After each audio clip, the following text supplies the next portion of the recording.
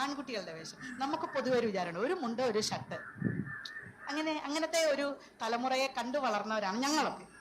നമ്മുടെയൊക്കെ ആൺപിള്ളേര് ഇവൻ ഇട്ടേക്കുന്ന നിക്കറയിൽ എഴുതിയേക്കുന്ന പേര് കാണാവുന്ന പോലെ ഉള്ള പാൻറ്റേ ഇടൂ. അല്ലെങ്കിൽ അമ്മമാര് പറ, എങ്ങാനും ഒരു 5 രൂപ താഴെ പോയാൽ പോട്ടേന്ന് വെക്കല്ലാതെ ഇവൻ കുനിഞ്ഞെടുത്താൽ നമുക്ക് നാണക്കേടായി പോകും. പണ്ടൊക്കെ കോണാശീലയുടെ അറ്റം കാണുന്നത് നാണക്കേടാണ്. ഇന്ന് നിക്കറിന്റെ പേര് കണ്ടില്ലെങ്കിലാണ് നാണക്കേട്. എന്നിട്ട് ഈ പേര് വായിച്ചിട്ട് പെമ്പിള്ളേര് പുറകെ ചെല്ലും. നോക്കണേ ഈ ചേച്ചിയുടെ ഒരു അസൂയ.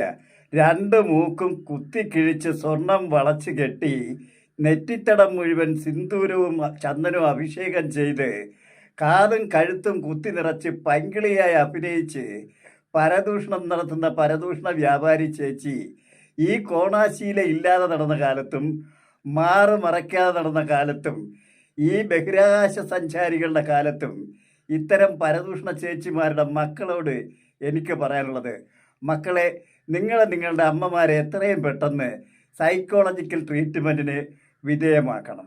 ഇല്ലെങ്കിൽ നിങ്ങളുടെ മക്കളെ മാത്രമല്ല, ഈ ബഹിരാകാശ യുഗത്തിലും ബഹിരാകാശ സഞ്ചാരികളുടെ യുഗത്തിലും ഈ സമൂഹത്തെ പോലും ഇവർ നശിപ്പിച്ചു കളയും.